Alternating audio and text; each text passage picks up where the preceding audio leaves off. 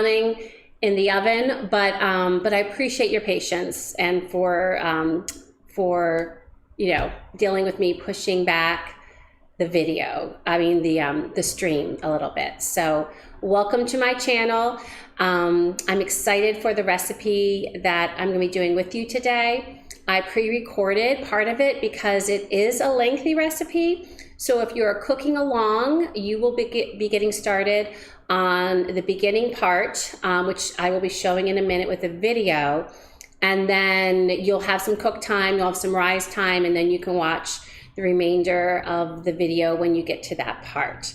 But anyway, so welcome. Please let me know if you're joining. Say hi in the chat. I'm so excited about this recipe. As many of you know that have been watching my streams, each month I try to share one of my grandma's recipes. My grandma was an amazing cook, and she was an especially amazing baker. And this is a recipe that I will tell more about the story, again, while the meringue is cooking. But just know that this is very intimidating for me. I've never made anything this complicated. So if I can do it, you can do it. And it's called 7-Year Cake. It is a pineapple torte. And I'll tell you more about the name during a later portion of this video. So welcome.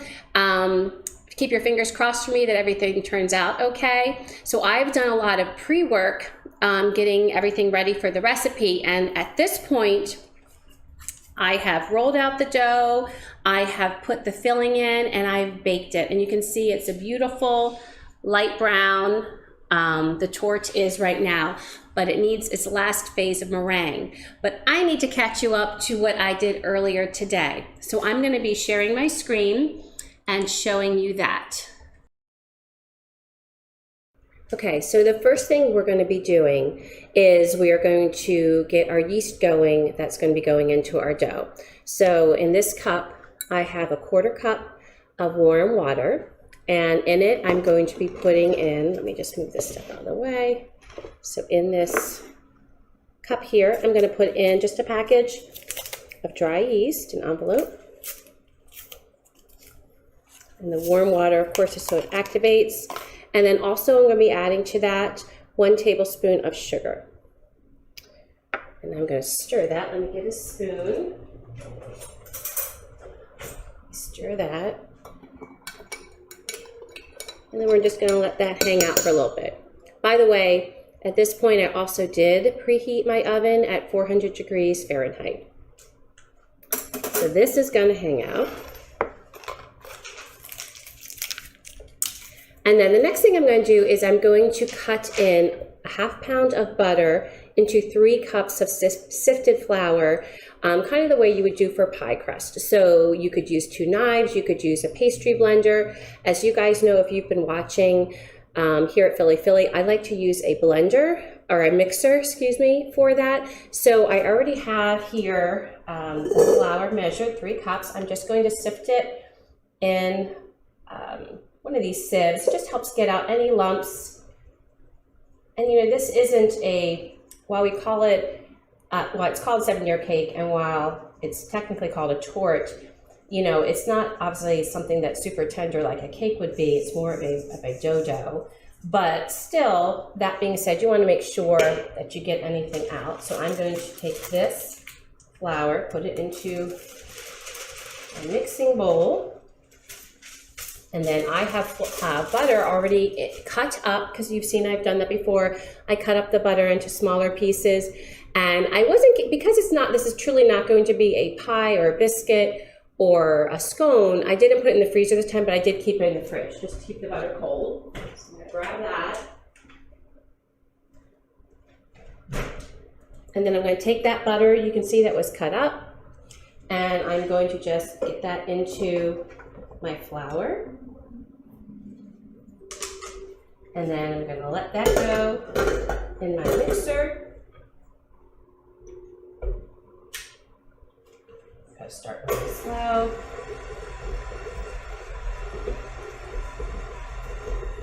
We're going to let that go for a little while. I'll increase the speed a little bit.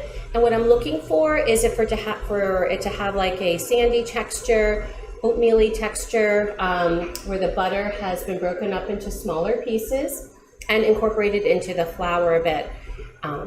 So we are going to just let that hang out a little bit.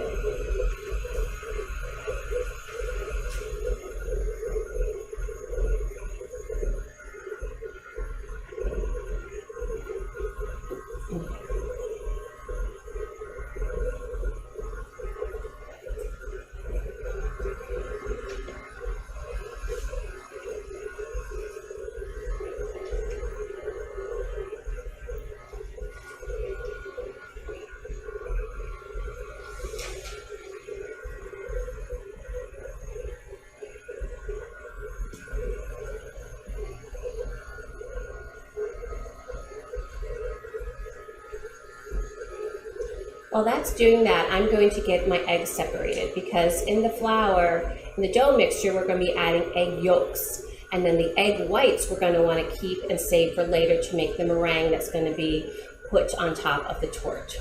So I have 6 eggs right here. And one of the things that's important when you're separating eggs, especially if you're going to be using the whites, is you want to make sure to do them individually, because in case one doesn't go so well, you don't want that to have a little bit of yolk in it and then ruin your meringue. So I'm just going to, in one of these I'm going to put the yolks, and in one of these I'm going to put the whites for later. And I just do it within the shell. You can get egg separators, and that's how I first learned when I was young. But once you practice a little bit, you get good at using the shell for it. And in doing it this way, I can look in my bowl, especially being a white bowl, and I can see that, yep, that went well, so I can put that egg white there. And I'm just going to repeat this for the remainder eggs. And meanwhile, my flour and butter are getting incorporated. And that one looks good. That's 2.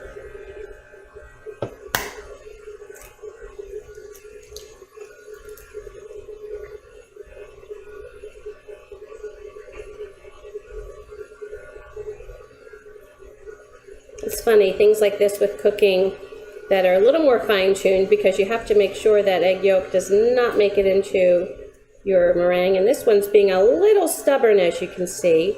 It's one of the things I actually love about cooking, because those are skills that you kind of get better at, that when you first start, it's a little bit sketchy, but then with practice, you get better. And I think that, oh, see, now that one didn't go so well. So that is going to set aside for a minute, and I'm going to go get a fresh bowl. And that is why you do that. That is exactly why you do that. And meanwhile, my flour is looking pretty good, so I'm going to stop it. I'm going to get another bowl and another egg. And you can see I was pretty confident that I wasn't going to do that, so I didn't get, I did get an extra egg out. So let me get these done, and then I'll go get that last egg. There we go. That one went well. And this is the 5th one. Oh, I did that again. It must be the nerves, friends. So now we have 2 eggs for tomorrow's breakfast. Get this out. The eggs are on the side door there. I'm going to wipe this out, because you really want to make sure there is no yolk in there. So I need 2 extra eggs. Thank you so much. All right. And let's try this. Let's see if this tastes better.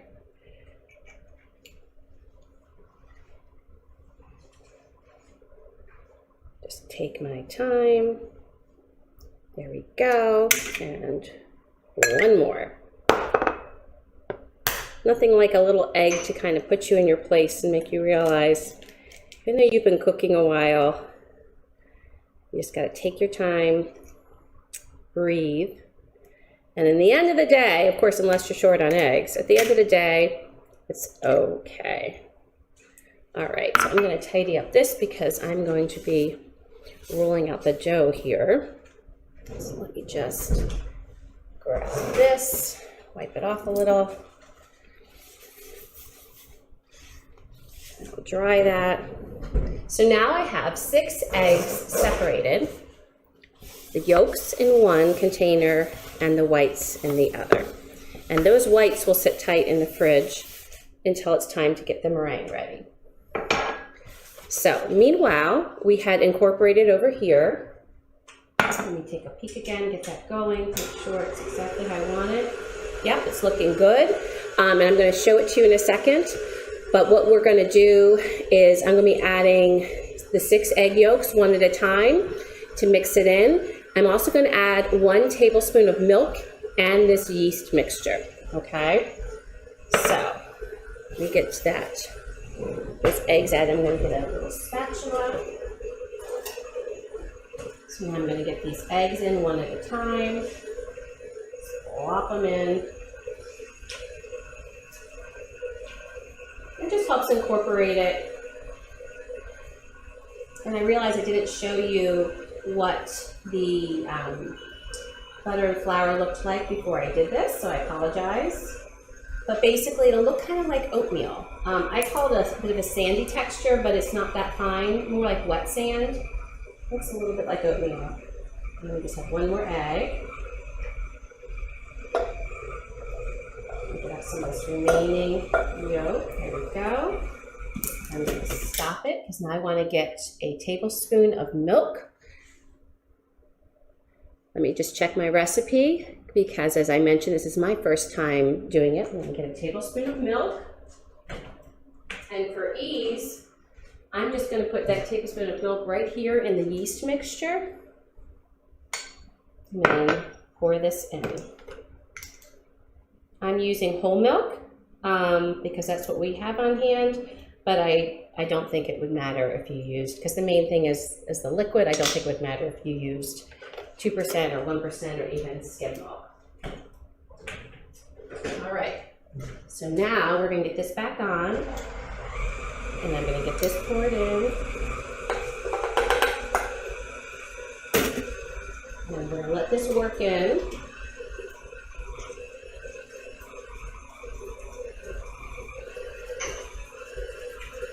Now, it's funny because since I have never made this dough, I'm not totally sure what it's even supposed to look like. I was never with my grandma when she made it.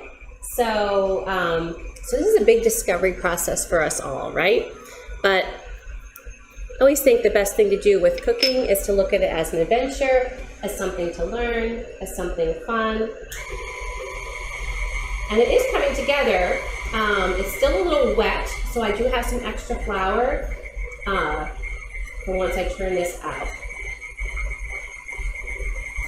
And I think we're pretty good. Okay, so I'm going to do try to get some of this off the dough hook. Okay, there we go. All right, and the rest I can push off with my spatula. I'm going to use the pen to get that out. So we've got a nice dough here. Get this off. All right, so then my dough looks like this. You can kind of see it's a little bit sticky. It does say to mix well. All right, okay. So then what I'm going to be doing is I am going to be rolling this out. Well, I'm going to be dividing this into 3 parts, okay? So let me just get a little bit of flour here so I can make sure and divvy that up really nice.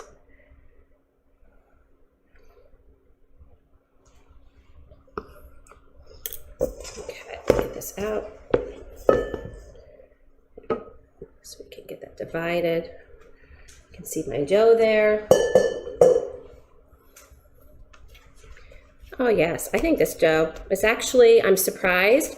I think it's actually going to be easier to work with than I was originally expecting. So what I'm going to do, just so I can divide it, is get this patted into a bit of a oblong shape and divide it into 3 parts because those will be 3 layers then. So I'm going to get my pastry blender. So let me grab that.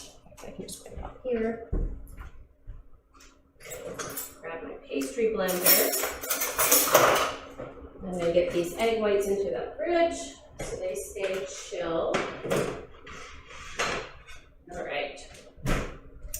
Now, it doesn't say anything in her recipe about once you divide it, about, you know, wrapping them up or anything like that, because you're going to be working with this pretty quickly. So I'm just going to divide these the best I can. That looks good. That looks good. And just going to set them aside here, honestly. So then my aim right now, I've already taken my pan. Let me just show you that. I've already got my 9x13 oblong pan. And for my purposes, because I wanted to make sure for the stream to be able to get this out eventually once the meringue is on top, I did line it with parchment paper. You've seen me do this before in some of the other recipes. That's not necessary if you don't wish to do that, but you do need to butter and flour the pan completely if you're not doing that. So, so you can see with here, I actually used the Pam butter flour spray for those little bit of sides, you know, and the rest is parchment. So that's over here when we are ready. And the first thing I'm going to do is I'm going to take my first piece of dough and I'm going to roll it out to fit into that pan. And this is not a ton of dough. And as I'm looking at my pieces, I feel like maybe I didn't quite, I feel like this one's a bit small. So I'm going to use that last because I know at one point we're going to be taking the dough and we are going to be, you know, piecing it together at the end. So I'm going to use a little bit larger one so this can come up the sides because I know in the recipe that's one of the things they talk about doing.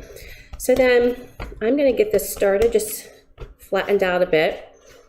And then I'm just going to start rolling it out. I'm going to take a little bit of flour in here just to make sure it sticks. I don't feel like I want to over flour this, and I don't feel like this dough is a super sticky dough, which I think will be to our advantage, but I'm already seeing now it does have definitely some moisture to it, so we are going to need to be mindful of that when we're rolling it out. Okay, so hopefully I can get this rolled out pretty quickly. You can just see I'm aiming for my 9x13 size. I just want to make sure this is not too sticky. And see, what I'm noticing again is that there is moisture, and so it is wanting to just cling a little bit. So again, the dough is not sticky like a bread dough would be, but it does have some moisture. I just want to make sure it doesn't stick to the board. So getting this rolled out. And once I roll this out to the 9x13 size, and I'm looking over at my pan just to see, I want it to come up on the edges a little bit because at the very end, we're going to be sealing those edges. So let's see. So as when I'm looking at this dough, I'm realizing it's going to get pretty thin, but it is going to rise because it does have that yeast in there. I'm going to bring over my pan to get a better look so I know I'm getting close. But I also knew it needs to be a little bit bigger.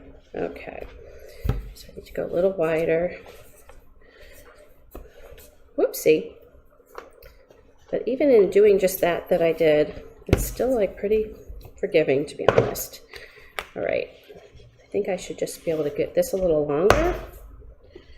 And I'm going to need to get a little bit more in there. So thank you for going on this adventure with me. As I said, I have not made this before. It's definitely one of the more daunting pastries she has. So I'm going to fold this to be able to get this in a little more easily. And then flip it out. I will show you what it looks like after I get it in the pan. Okay. And then what I'm going to do just with my fingers is kind of try to go up on the sides a little bit And I'll show this to you in a second. But I'm noticing I have some extra on one side that I'm desperately needing on my other side. So I'm just going to trim that and bring it over. Because over here, we did not come up quite so far. So I feel like I need to bring that over. Okay, let me see. I'll make it a little bit more right here to bring right there. Excellent. Okay, so let me show you what this looks like. So you can see I kind of have it going up on the sides a little bit. And then what we're doing is we're going to be creating layers now. So on this first layer of dough, I'm going to be spreading out about a third of that pineapple preserves. Let me show that to you. And then I honestly had trouble finding any other pineapple preserves except for with Smucker's, but you use whatever favorite brand you have that has it available. I do think this would be, if you don't care for pineapple, I think you could use with other flavors, other different kinds of preserves. So I'm going to be taking about a third of this, and I'm going to be spreading it out onto the dough. And then I'm going to sprinkle some ground walnuts on top of it. So I'm just going to put this in some little dollops so it's easier to spread. And I'm going to get one of my offset spatulas to help me spread it, because that will make it much easier. Let me find that. So it's just going to be quite a thin layer of pineapple preserves. We're going to be having, of course, 3 layers of dough. And then we are going to be letting this rise for an hour. Okay, so just spreading my pineapple preserves out on this layer so that we get all that yummy goodness. I feel like I just need a touch more over here. There we go. So kind of going edge to edge here. And then I'm going to sprinkle a third of these ground nuts that I have here. So again, they're not ground, they're chopped nuts, chopped walnuts. And just sprinkling these over. I feel like I don't want this to be, because I remember eating this as a child. So it's a light sprinkling of nuts. But obviously with this kind of thing, you can do it to your liking and to your guests' liking. Beautiful. All right, so I got the first layer down, and this is what it looks like. So now we're going to do that. Well, we're going to do this again, and then we're going to put the top piece on, and that is not going to have anything on top yet, because that's where the meringue is going to go. So let me get myself a little bit more flour here.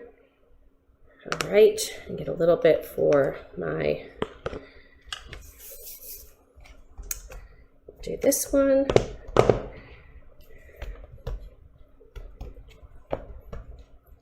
Some people say that recipes like this that do take a little more time, especially when you're involving rolling and creating layers. I think it can be very therapeutic, something that's relaxing. I wonder what you find relaxing, I think we were talking about this one of the other streams, is, what things that everyone finds, even though, and I will say, much to other people's chagrin, what people find a joy to do, just because it almost seems zen in a way. And certainly if I was doing this on my own and just had all the time to kind of just take my time and focus on that, I think this would be actually quite nice. I'm very glad that this dough is quite pliable, which I think is good news for you if you are going to try this. As you can see, I am no expert in rolling out dough to be a rectangle, none whatsoever. In fact, I feel like this one's looking a little more like an oval than a rectangle. But as we know, what I did in my first layer, I can always chop off parts and move them. And I have a definite feeling that I'm going to need to do that with this one. So I'm just going to get this guy out, and then I can fix and adjust as necessary. So I'm going to take this piece of dough, and I'm going to put this over top of that first layer and open it up. And sure enough, I have some gaps, but I have some extra. So I'm going to get my extra chopped off. And I'm going to put it where it is needed. There we go. I'm going to take some of my extra here. I don't know if you can see this. Oh, you can't see this. I'm sorry. I just realized you can't see what I'm doing there. My apologies for the first layer. I should have brought this right over. So I'm just taking this extra dough and moving it so that I can use it on this layer so that it'll be sealed. So I'm just shifting and adjusting. I'm pushing gently on it because I want to make sure that the pineapple doesn't like get to the other end. And I'm noticing this end doesn't really have that much. And again, my apologies for that first layer. You're probably wondering where I went on that camera. As much as I think I'm getting better at this, you sometimes forget to check yourself. All right, so I've got this layer all in. See, it's all covered. And then I'm just going to do what I've done with the other one. I'm going to spread some more pineapple preserves and then sprinkle chopped nuts over. So let me get some of these blobs here. And actually, I'm realizing, because, you know, if you saw the recipe, it doesn't necessarily need this whole jar, is that I was thinking I needed to only use a third of that. And I didn't, because we're not putting pineapple on the top layer. So I'm going to know that I don't have to worry about that, which is good. All right, so let me get this preserve spread. I need a little bit more.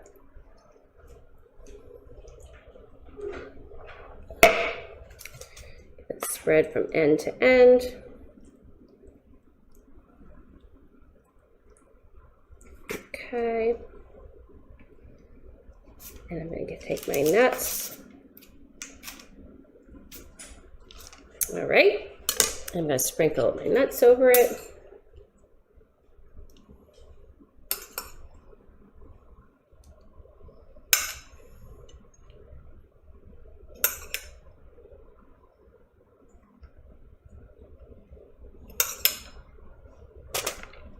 Looking a little sloppy, my chopped nuts, but there we go. Okay, I pop those back in for the top layer over top of the meringue. So I've got that all, you know what, I have a little gap here that I want to fill. Okay, all right. And then we are taking our last piece of crust, and we are doing just what we did with the other ones, except for this top piece of crust. We are going to seal it on top, and then it's going to need to rest for an hour. So let me get this. I'm going to do my best to make this more rectangular-ish, because I feel like I was kind of, my last piece got definitely more round than I wanted it to be. All right, so let's give this a go.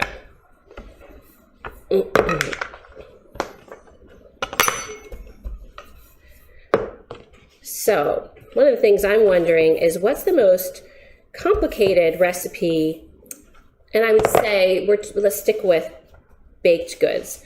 What's the most complicated recipe you have attempted, and would you do it again? Do you do it again? Was it something that the more you did it, you got better at it? So I'm kind of curious about that. Okay. So the only thing, I think because this dough is quite rich, that's why I need to keep adding this little bit of flour so it doesn't stick. It's just, I think, the butter in there that is making it kind of, as you can see, it just soaks up all of the flour, and I just don't want it to stick. Okay, so I think we're almost as thick as it needs to be. Okay, doing well. Okay, all right. Uh-oh, I think we had a little stickage there. So we'll see. Let's see if I can roll this up. Whoopsie, there you go. All right, so I've got my last piece, and I'm going to move this over so you can see. Got my last piece, and I'm going to put it on, flip it over. And then what I'm going to do is I'm going to take my extra and on the sides here and use it to seal the edges in the corners. So you can see this extra that I'm chopping off. And again, that's what makes dough so forgiving, is you can kind of chop it and move it. And as you got, if you saw my apricot crisscross stream, you can see that when you do that, it actually, you know, what you think is not going to look so pretty actually looks marvelous. So I'm just going to take this and plop it over here, because if I had my grandma here to ask her, I'm assuming that it is important to seal this, because otherwise I think the pineapple preserves is going to make its way all over everything, which could be a bit problematic. So I'm just putting some of this extra stuff here. And then I'm just going to, as it says on here, I'm going to put seal well on all edges. So I'm just pressing it. Hopefully this is sealing it, especially this top part. So I'm just going to try to get this all sealed on all edges. And we shall see how that goes, right? Proof will be in the pudding. So trying to get this all sealed up, especially where I patched it, because there's like little gaps, and so hopefully that will seal by just pushing it. We'll see what this dough does, right? We shall see. And you will see as well. So I'm just going to put some of this extra right here on the edge to make sure that got sealed. There's a little hole opening here, so make sure I give that. All right, so now this is what it looks like. It's all sealed up. And I am going to let rise for an hour. So we will be back. I realized when I was talking about letting it rise for an hour that two things. I realized that after you let it rise for an hour, you're going to bake it at 400 degrees. And it is going to be for 30 to 35 minutes or until golden brown. So that's when I'll be starting the stream, and you'll get to see it after it has cooled. So I decided to cover it during the rise, because in most things that ever rise, you do cover it. So you could do plastic wrap. I'm just using a towel. But after it's done rising, I'm going to pop it in the 400 degree oven for 30 to 35 minutes until golden brown. And then that's when we'll catch up at the stream. If you remember, when earlier I had separated the eggs. So here are the egg whites that I had separated. And to make our meringue, what we're going to be doing is we are going to be mixing the egg whites in the mixer. Make sure I have my amounts correct. We are going to be mixing a ½ teaspoon of cream of tartar. And that's a stabilizer, I believe. I believe that's the main purpose. I noticed when I was in my pantry that my cream of tartar I had was quite old. Like, I don't even know how old it was. Like, probably more than 15 years old, maybe more, because I don't use it very often. So we got some fresh stuff, because I wasn't sure quite what would happen, and you know, it made me a little bit nervous. So as I mentioned, a ½ teaspoon of cream of tartar. So I'm gonna get that out. I'm going to use this actually to help me measure it. Okay, so ½ teaspoon of cream of tartar, and then 3/4 cups of granulated sugar. Put that in there. 1. These are 1/4 cups. 2 and 3, and then she just said a little bit of vanilla. So I decided a little bit was going to be a 1/4 teaspoon. So and I have this vanilla paste that I've used before in other recipes. So that's what I'm gonna put in. So again, it's the 6 egg whites, half teaspoon cream of tartar, 1/4 teaspoon of vanilla, and 3/4 cup of granulated sugar. And then we are going to mix until stiff peaks form. So we are making a yummy meringue. So I'm going to get this going.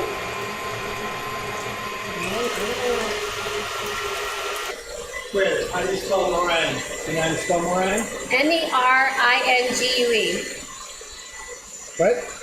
M-E-R-I-N-G-U-E. Okay. I was a good speller, and I still am a pretty good speller, but in a spelling bee, I don't know if I was 2nd grade, 3rd grade, I missed the word fantasy. I put F-A-N-T-E-S-Y. I never forgot that words have A-S-Y sometimes at the end. Okay, so now I'm noticing that it is starting to definitely come together. I'm going to actually stop and check it. I don't think it's ready yet, but I don't want to overbeat it, so I'm going to bring this up. So it's getting close. They're glossy, but I want it to be stiffer than that. And I know that because I have made meringue before. We're close though.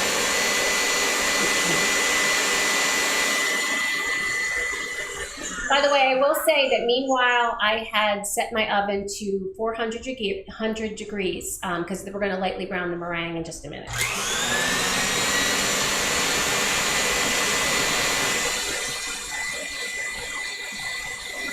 Am I allowed to take a little piece? No, please don't. In a little bit, soon.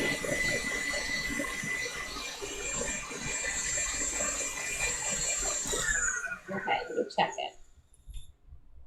Oh, yes. Okay, so this is what we're looking for. So when you say stiff peaks, you see how, like, that's not going anywhere, right? That's the difference. The way it was when I checked it earlier, it was glossy. It looked like it came together. It would have been delicious to just snack on, but it would have drooped. So that is what a stiff peak is called. So we are going to now spread this yummy stuff. In fact, you know what? I'm going to give that to you, my dear one. Not all of it. Well, just, okay, I need to get the stuff on there. We got plenty of meringue in here. Aren't you jealous of the hubs? Eating some meringue right now. Oh my gosh, look at this. Look at this. Looks just lovely. So I'm just plopping this on. Oh, so good. Is it good? And then I'm going to spread it around. I love meringue. Mama will have this one, okay? I'll have the bowl. I'm going to save some of this for you. And, oh, I need my offset spatula. I should have remembered I would need that. I thought I actually gotten it out, but I guess I did not. Okay, so I'm going to use this. This is a great tool. It really helps with spreading frostings or things. I'm just going to evenly spread this. I'm going to save this for you. Across the torte. And then once we get this in the oven, I can talk more about the name of this pineapple torte, the 7-year cake, and how that came to be, and tell you a little bit about how today went getting it ready. So let me just get this spread though. I really want this to go to the edges. We are going to be cutting this eventually into diamonds, and that's just how my grandma did it, so that's why I'm going to do it that way. I just want it to be an even layer of delicious meringue. So let me get this spread nicely. Okay, almost there. All right, and I'm just gonna, it's no real design, but I'm gonna try to make it look somewhat pretty, because really it's just gonna be the nuts on top then. I see some of the vanilla flecks from the vanilla paste, which is the nice thing about using a paste. Oh my gosh, this looks so good. So I'm gonna save that for a treat later. And then I'm just gonna sprinkle some of those chopped nuts that we had over top. And then we want this to brown in the oven. And this, you know, my grandma would have this. She'd bring it to our family reunions. She'd bring it to other special celebrations.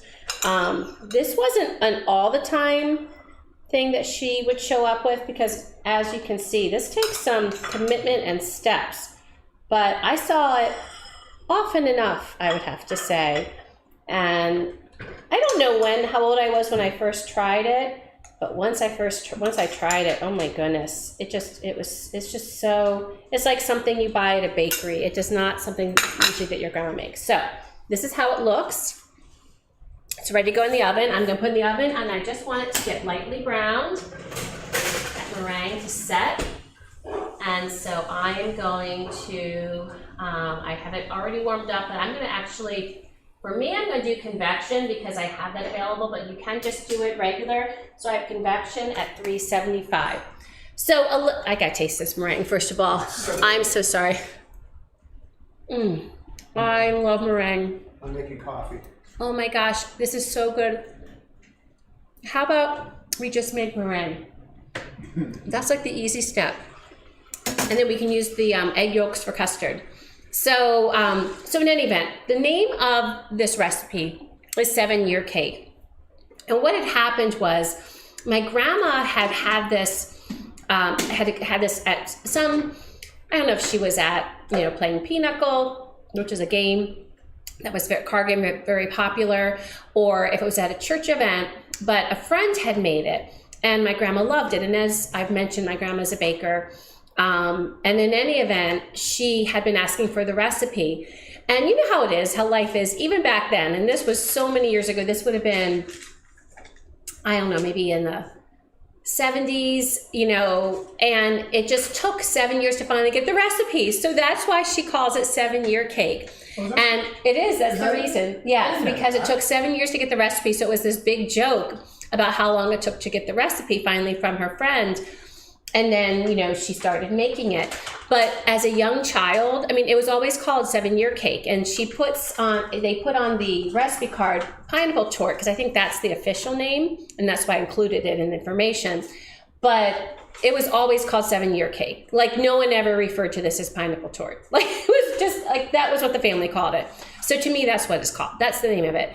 So it does not take 7 years to make, although I will say after experiencing it today, it does take a while. Like, you need to set aside a half day, to doing it. And mainly it's because of the rise is an hour, and then you do need to let it cool.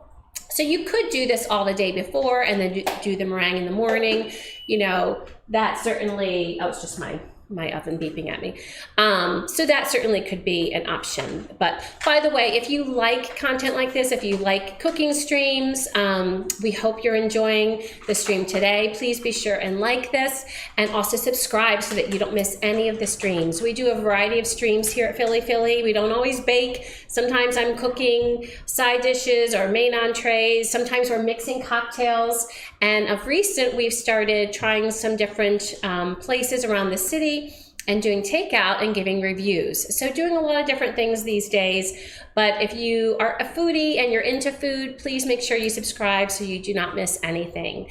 This week on Tuesday night, we are going to be mixing some cocktails, and one of my favorite summer cocktails, and that's the Aperol Spritz. So that will be Tuesday evening at 7:30. So please join us at that time to see how to make an Aperol Spritz if you've never made it. It is a delightful, it's not a real doozy of a cocktail, meaning it doesn't like throw you on the floor. So it's a nice, light summer cocktail that I really enjoy. It's one of my favorites.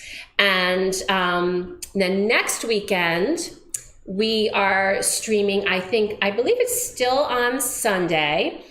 And I'm realizing I blanked on what I am streaming. So I'm going to go to my schedule on Twitter, because I will tell you, if you follow me on Twitter, Philly Philly, it's at Philly Philly Live.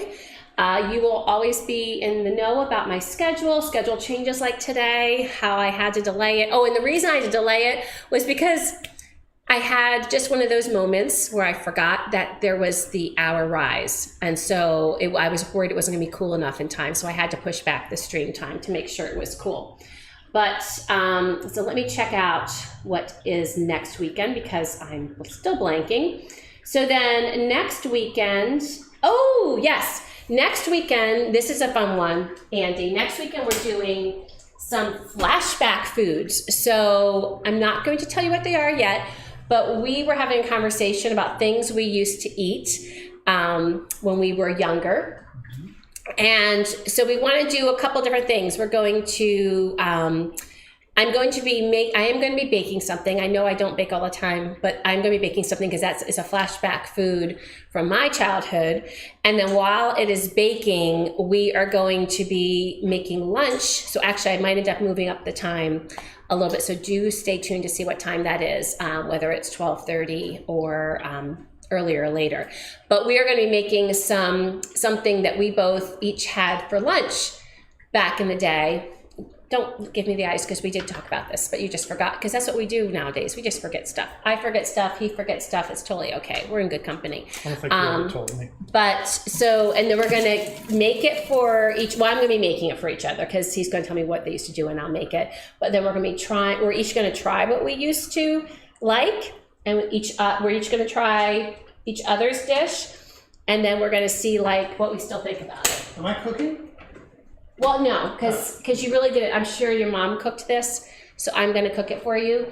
But we already talked about this, and you told me what the ingredients were. So, so that'll be next weekend. So that'll be fun. So if you were a 70s child, make sure especially to tune in to see what we are making next weekend.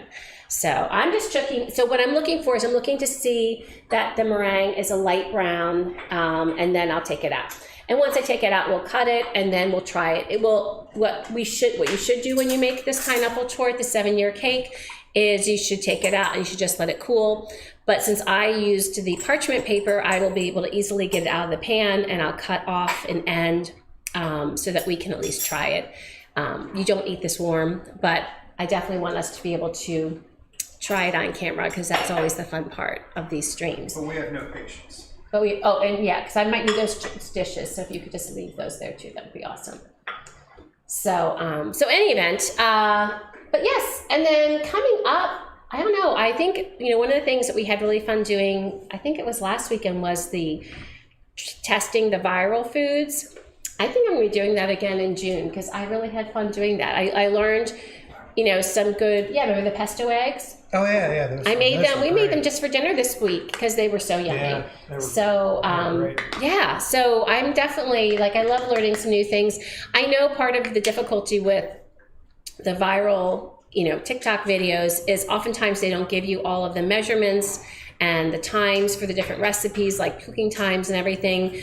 And sometimes they don't even tell you exactly what it is the ingredient is, but it is fun to try and see some different stuff and try some new things. So I know that'll be coming up too. I don't know if I have it on the schedule right now, but I might have to make sure and squeeze it in. So let me just check and see how we're doing here. I don't want it, so it's starting to get a little light brown. I just feel like it needs just a little bit more. I will tell you that just being in this house right now, it smells unbelievably phenomenal. Does it smell good? Absolutely. So, and I can't remember, you've never had this, right? Me? The 7-year? No, never have.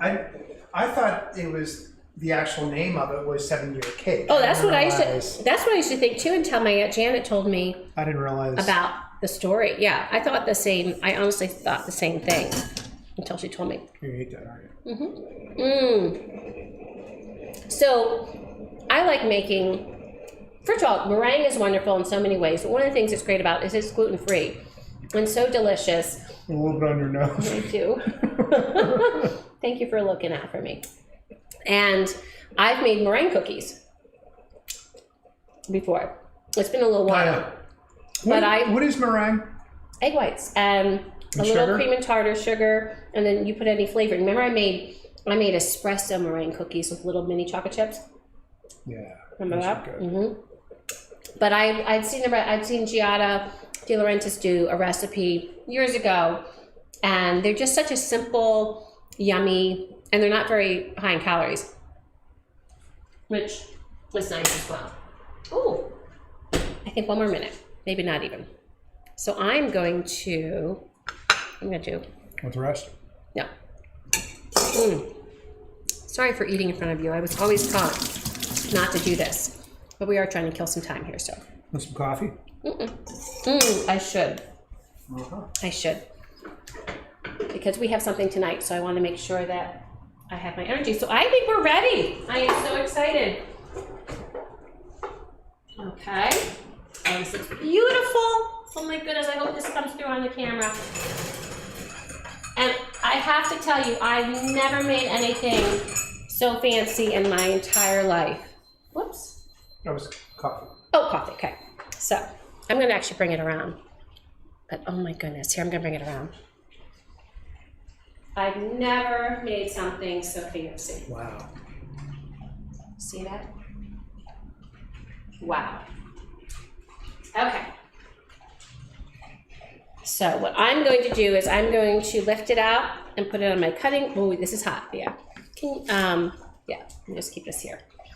And actually, if you can bring, I don't know which plates I'm going to use yet because those are the decisions I have to make. No, can you bring like all 4 of the plates over here? Just because, you know, I got to make things complicated. All right. So hopefully I can get this out without burning myself. Yes, I can. Lovely. Parchment paper is the best. That's really hot. So I'm going to put this over here so we don't burn ourselves.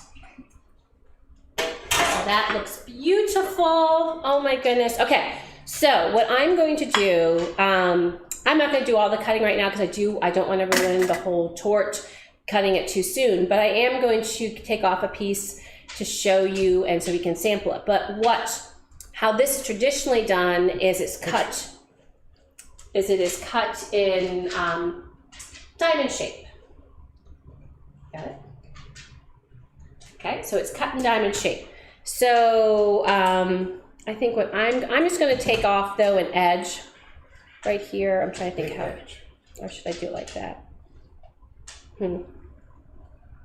You know what? Maybe I will do it like that so I can get some diamond.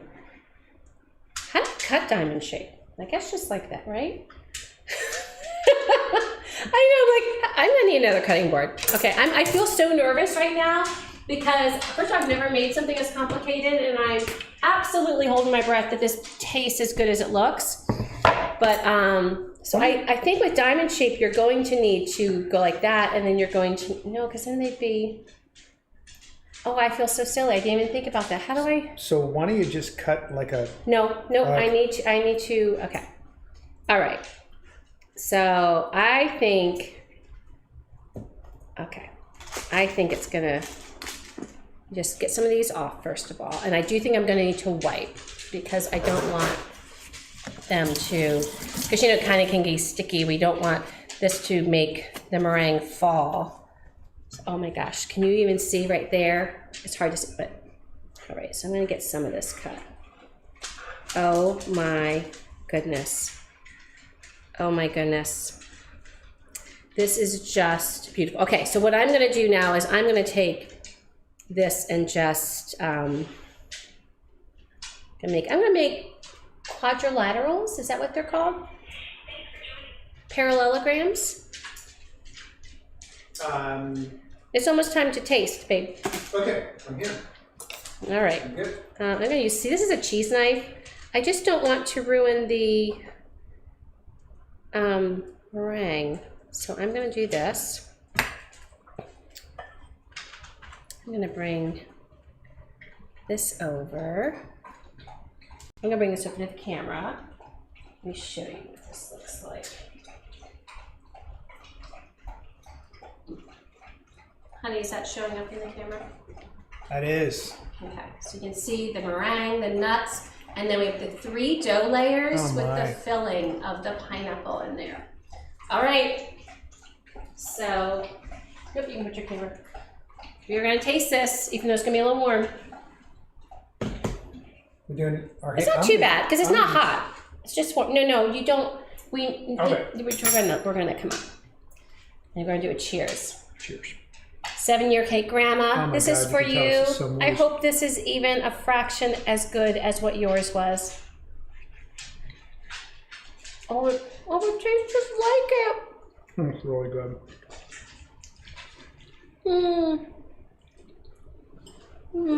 Oh, thank you, Grandma. It's so moist. It does. I mean, I never had it warm, unless it was just a warm day. But that it is just like I remember, not as good as grandma's. No one can do as good as grandma, but this is worth all that time. You will stun your friends if you make it. I got to figure out this whole like diamond shape thing. I don't know why I'm having an absolute. There's a YouTube video. No, but it should be that hard. I don't know why I'm having this like brain moment of how am I making it into a diamond? But I will figure it out. Oh my God. So please, if you try it, please let me know down in the comments below. This is a showstopper. And I can't wait to hear about your family recipes. Let me know what the showstoppers were in your family. And don't forget Tuesday night, 7:30, I'm mixing together Aperol Spritz if you want a nice, easy, light summer drink for your events or for just your own pleasure. So that's it for now. Thank you for joining us here, Philly. And until we eat again.